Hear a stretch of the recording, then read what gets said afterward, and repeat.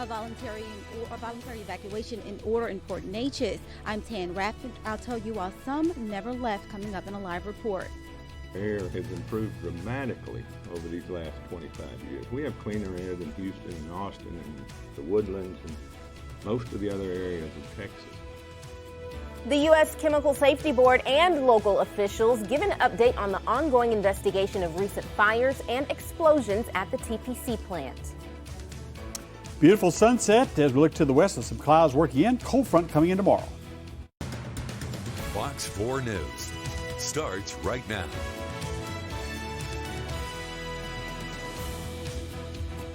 The voluntary evacuation is over for Port Neches in connection to the TPC plant explosions. With multiple press conferences held today, we have a lot of information to pass along to you. Unified Command continues to monitor air quality around the facility and in the community. This morning, responders closed a leaking pressure relief valve, which was the source of the elevated butadiene readings. Air monitoring immediately showed significant reduction of butadiene levels following that closure. Levels have remained far below levels that could contribute to long-term health risks. And tonight, with that voluntary evacuation now over, many in the Port Neches area are back at home while others never left. Fox 4's Tan Radford joins us live now. She's near the plant. And Tan, we want to know, why did some of the residents decide to shelter in place? Well, Kimberly, some that I spoke to here say they had no fear in the levels of butadiene coming from this TPC plant and knew the conditions would improve. Those in the area sheltering in place say they felt no sense of urgency or symptoms with the increase of butadiene levels in the air. While others decided to leave, authorities gave residents the options to voluntarily evacuate or shelter in place on Wednesday night, a week after the explosion at the TPC plant. TPC staff were able to decrease levels of 1,3-butadiene this morning to non-irritating amounts. The highest amounts were near Earl Street, Merriman, and Saybrook Lane, where a resident in the area says the plant has things under control and sheltering in place was the best option. You know, our house is livable, so we decided to stay. We're not inconvenienced as far as the house is staying is concerned, but the in and out, you know, evacuating is a problem. TPC is monitoring the air quality in the area, and as of now, residents are safe at their homes. Live in Port Neches, I'm Tan Radford, Fox 4, working for you. All right, Tan, thank you. Well, Jefferson County officials and the Unified Command held a news conference today, as we mentioned, with an update to the aftermath in Port Neches. And here's what we know right now. The voluntary evacuation order for the city of Port Neches, called for last night by County Judge Jeff Brannick, of course, has been lifted. The shelter-in-place recommendation has also been lifted tonight. However, classes are still canceled for students and staff in Port Neches Groves ISD for the rest of the week. Now to the U.S. Chemical Safety Board and local officials who are sharing the information on the ongoing deployment following the explosions and fires at TPC. Fox 4's Joy Addison was at today's news conference. She joins us now in the studio. And so, Joy, we want to know more about what caused last night's voluntary evacuation. Kim, the on-site fires that were burning chemicals like the primary constituent butadiene have been put out, allowing a more purified level of the chemical to seep into the atmosphere. Toxicologists say the levels measure 0.23 ppm. This is considered non-harmful to humans. Asbestos has not yet been reported. Inhibitors are being added to the on-site tanks that currently hold these chemicals to avoid reactions within the tanks until they are transported to an off-site location that is still being decided. Toxicologists say resident reports of sickness or irritation are possibly from sensory response rather than toxicity response. TPC has not yet identified any preliminary identification of fundamental failure. CSB is there to thoroughly investigate what happened, and I think that we need to trust their process and allow that to follow through their processes, because I think they can do a fantastic job at finding the root cause. A Chemical Safety Board member says workers at the plant noticed a vapor cloud before the explosion and fire, but the investigation could take up to 1 year to determine a root cause of the explosion and fires. Officials say it could take weeks for the on-site chemicals to be transported to an off-site location. Kim? All right, thank you, Joy. Well, now we want to turn our attention to weather. Of course, last night, Chief Meteorologist Greg Bostwick keeping an eye on the winds for us around the TPC plant.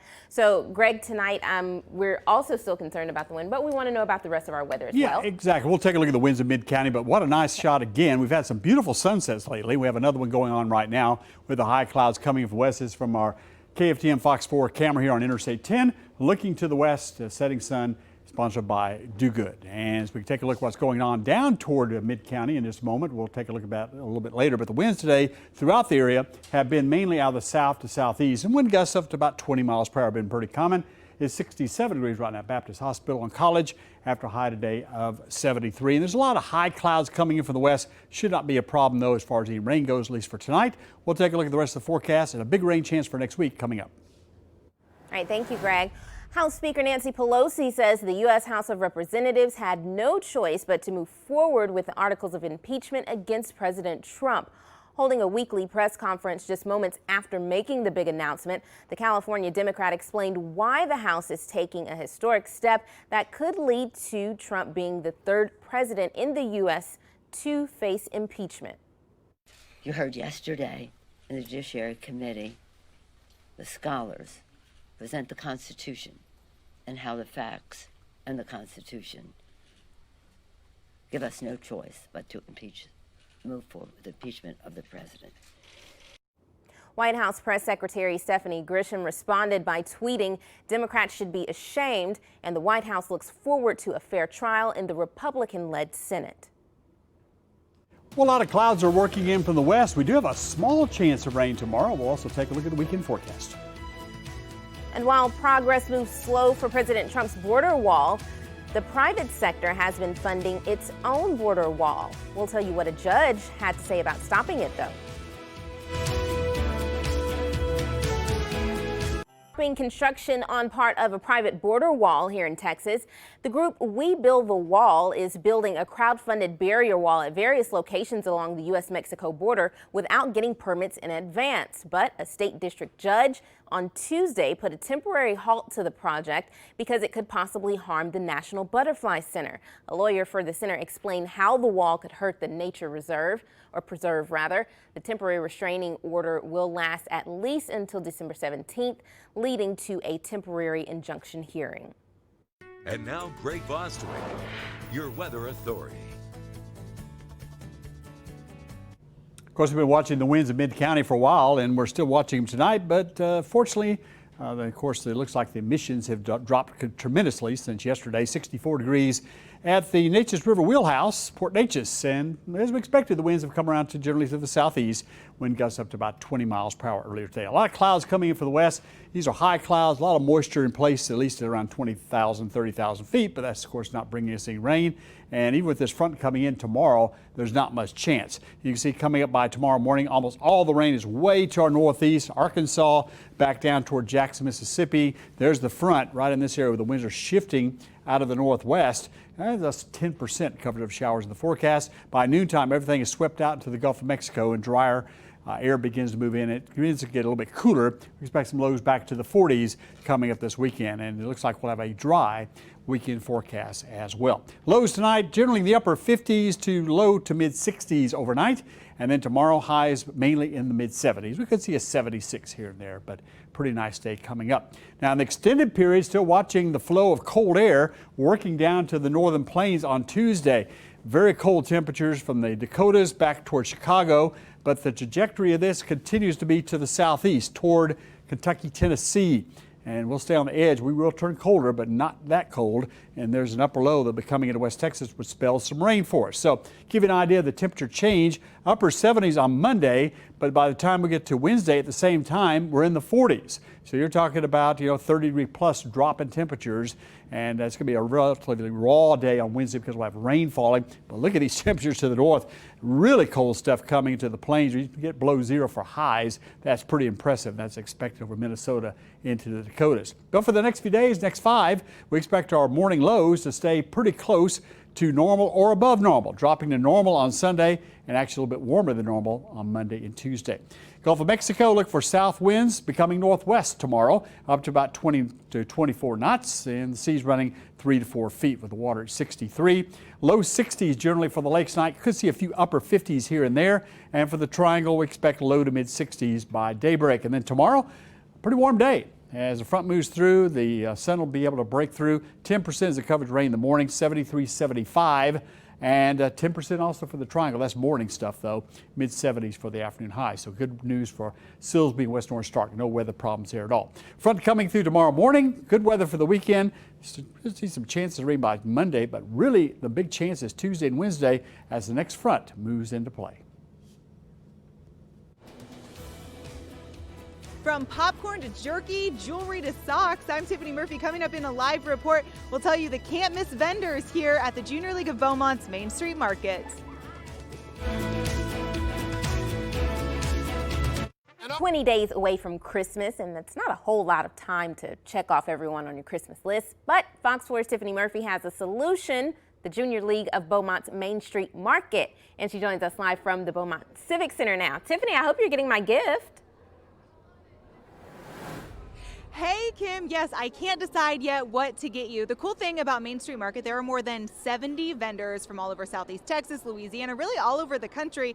Really small, amazing vendors. They use this as their livelihood, and they're really passionate about what they do. Everything from beef jerky to the latest fashion and literally everything in between. And the other cool thing, Kim, is that this entire event is put on by volunteers in Southeast Texas. They put on this 3-day event that's going right now until Saturday afternoon, and all the money that's raised stays right here in Southeast Texas. So I found a really cool vendor. You know I love animals, and so this is Miss Arnett, and you have come from Louisiana with your husband. I have. My brother. We're from Northeast Louisiana, Bastrop, Louisiana, and we're so excited to be here in Southeast Texas. This is my first time to Southeast Texas, so I was really excited to come. Yeah. Welcome along. Well, and thank you. You said one of the biggest things so far have been these really cool socks. These socks have been amazing. Everybody have loved all the socks, especially the dog socks. Who doesn't want to get their favorite dog to wear on their feet? So they've been a really great seller. They're a great stocking stuffer. We also have all sorts of other fun socks too, but I'd say that the dogs have been really our #1 stocking stuffer for this year. Yeah, so cool. 5 for $20. You can't beat that. It really is a great stocking stuffer. And you know, the biggest thing this season that we see everywhere is cheetah print, right? Cheetah print, all the animal prints. Yeah. It's been amazing how many animal print items we've had this season. We've got everything from little scrunchies, can you believe scrunchies are back, to blouses, to everything, all sorts of jewelry, and we've all got it right here at this market. Everybody needs to come on down and let us show you what all we got. Absolutely. We'll see you. Thank you so much for joining us. Yes, thank you. Main Street Market open until 9 o'clock tonight, so we hope to see you there. We'll be back with more news and weather coming up after this. The estranged husband of Jennifer Dulos, who's been missing since May, took the stand this week in a civil suit brought by Jennifer's mother, Gloria Farber. Gloria says Fotis owes her millions of dollars in unpaid loans. The father of 5, who's also a suspect in Jennifer's disappearance, has maintained his innocence and claims the loans were a gift. Mike Savino has the details. I knew there was no money owed to Mr. Farber. In my mind, it was the other way around. Fotis Dulos on the witness stand for a second straight day. He's accused of owing $2.5 million in unpaid loans to the estate of Hilliard Farber, the late father of his wife Jennifer Dulos. Dulos today claimed he repaid the loans, and accountants for Farber's estate were wrong in their calculations. He said the Farbers agreed to forgive portions of the loan each year as a gift. Dulos also claimed that Farber agreed to not charge interest, but a lawyer for Farber's estate questioned why Gloria Farber would keep giving Dulos gifts. Jennifer and Fotis Dulos were locked in a bitter divorce before she went missing in May. And you expect Gloria Farber, the mother of Jennifer Farber, to be giving you gifts, $14,000 a year, even after Jennifer is missing and you've been accused of criminal conduct in connection with her missing? I don't expect anything. I know what the agreement was.